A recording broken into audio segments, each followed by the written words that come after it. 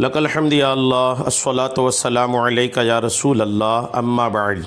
सिलसिला है आए हुए सवालों के जवाब का।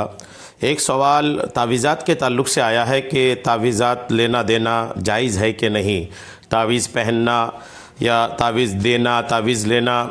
यानी सवाल का ख़ुलासा यह है कि तावीज़ात की शरई हैसियत क्या है, क्या जायज़ है, क्या नाजायज़ है, इस ताल्लुक़ से सवाल आया है।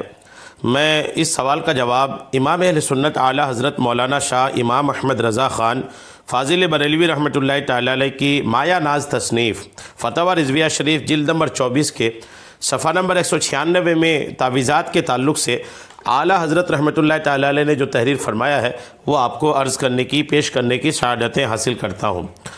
इमाम अहले सुन्नत लिखते हैं कि अमलियात व तावीज़ अस्माए इलाही यानी अल्लाह के नाम व कलाम इलाही से ज़रूर जायज़ हैं, जबकि उनमें कोई तरीक़ा ख़िलाफ़ शरअ ना हो, कोई शरीयत के ख़िलाफ़ तरीक़ा ना हो तो जायज़ है।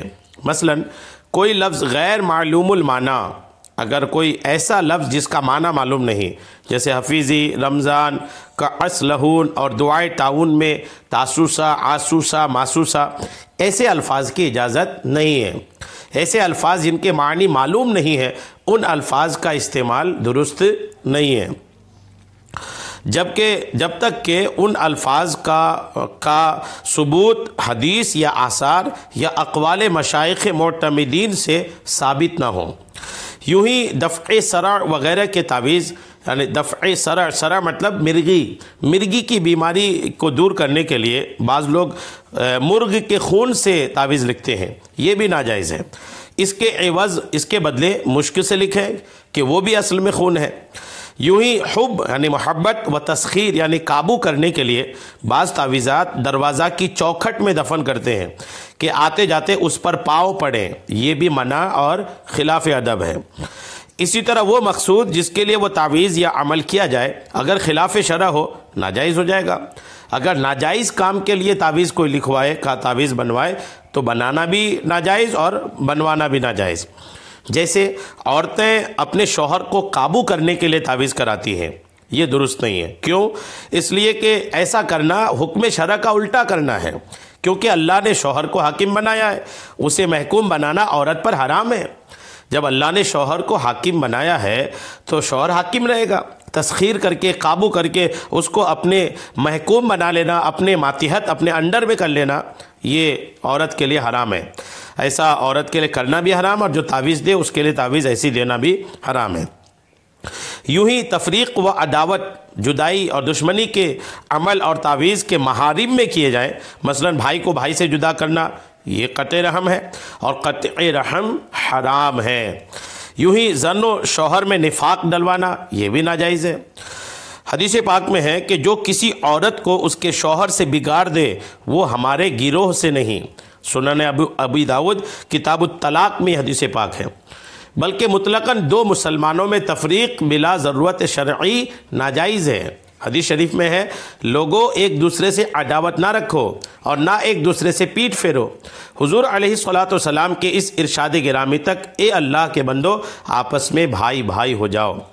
गर्ज नफ्स अमल या तावीज़ में कोई अम्र ख़िलाफ़ शरअ हो या मकसूद में तो नाजायज़ है, वरना जायज़, बल्कि नफ़ा रसानी मुस्लिम की गर्ज से महमूद व मुजिब अज्र है।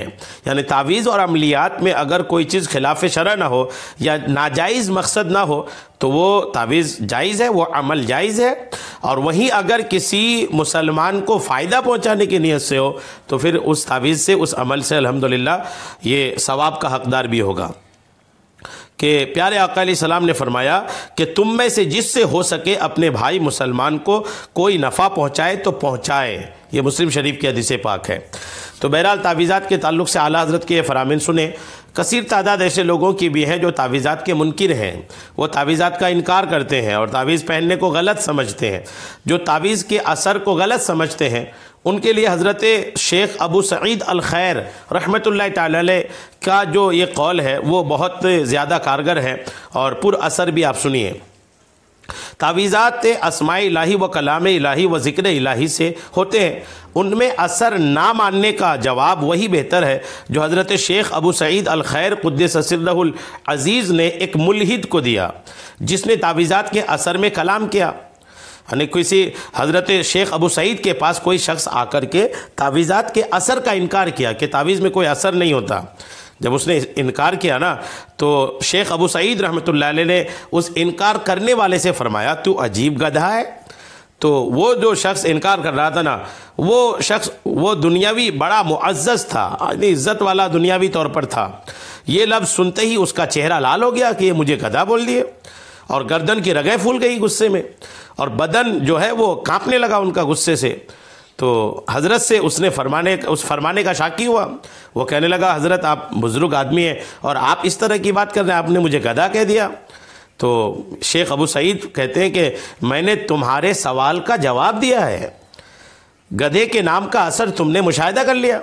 शेख अबू सईद कहते हैं कि मैंने तुमको गधा बोला तो लफ्ज़ गधा के नाम पर इतना असर है कि तुम्हें गुस्सा आ गई, तुम्हारी रगें फूल गई, तुम एकदम परेशान हो गए, चेहरा तुम्हारा लाल हो गया। तो जब गधे के नाम पर इतना असर है तो आप गौर करो कि अस्माए इलाही कलाम इलाही उस पर कितना असर होगा।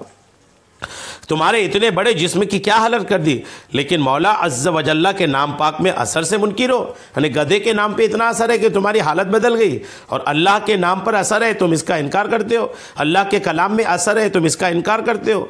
तो बिलाशुबा अल्लाह के कलाम अल्लाह के नामों में असर है, और वही असर जो है उसी से ही तावीज़ात में अल्हम्दुलिल्लाह फ़ायदे होते हैं।